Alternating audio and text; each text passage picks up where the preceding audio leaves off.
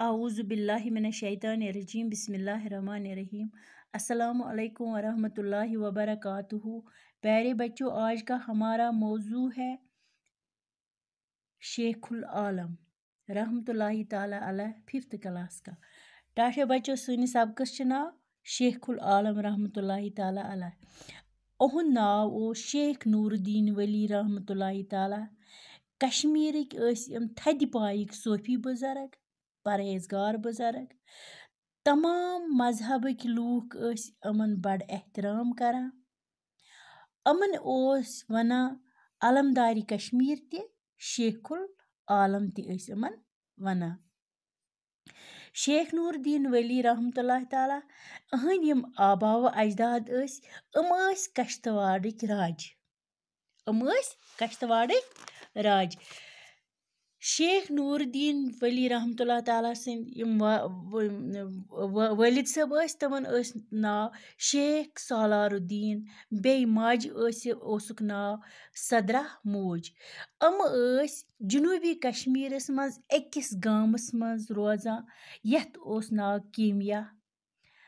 अति जाव 1377 मज जाव शेख नूरुद्दीन वली रहमतुल्लाहि ताला अलैह।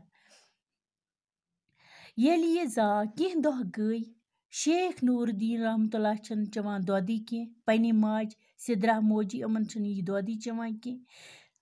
अपर ओस अख नेक बुजुर्ग मशहूर शायर, तस ओस नाव आरिफा लाल देद, तस द्राय अपर। एम तुल यह बच खुन मज, यह नाव मालूद बच तुल इम खुन मज। युस यह ताजी नाव मालूद गई हाल हाली आस जामुत। यह रोट इम खुन मज तो वुनस कशिर जबान मज। जन येलि न मंद छोक चन क्याज छुक मंद छा। अमुक माने गो येलि न च जन शर्म्याक तो दोद चन क्याज छुक शर्मा, च क्याज छुक दोद चन शर्मा। युथुई एम यह मशहूर शायर नेक जन युथुई एम यह वोन तो युस यह लकुट शेख ओस यह शेख नूरुद्दीन वली एम चो दोद पनी माज हुंद। चो इम दो यह लकचार पे शेख नूरुद्दीन वली रहमतुल्लाहि ताला लकचार पे इबादत गार, इबादत करन वल, परहेजगार, नेक, दीनदार। अम सुंद खानदर येल गो, यह गो अकिस तथ त्रालस मज, डाड सराय त्रालस मज गो अम सुंद खानदर अकिस असल गरस मज। अम सज खानदारी यानी कि शेख नूरुद्दीन अम सज खानदारी ओस नाव जेदेद। तो अमिस जेदेद जाय ज बच, अकिस नाव बाबा हैदर, बीकिस नाव जोन देद। मगर अम मूद दुशवै लकचि उम्र मज। दुशवै बच मूद इमन लकचे उम्र मज। शेख नूरुद्दीन रहमतुल्लाहि ताला अलैह अम दोह रात इबादत करान, परहेजगारी मज। अम सबक दिवान दोस्ती हुंद, मसावातुक, भाईचारुक, मोहब्बतुक दरस दिवान। अम दपान पानवन थयु भाई बंधुक, लड़ाई मा करियो कंस, दोस्तान थयु, इमची तालीम अम दिवान।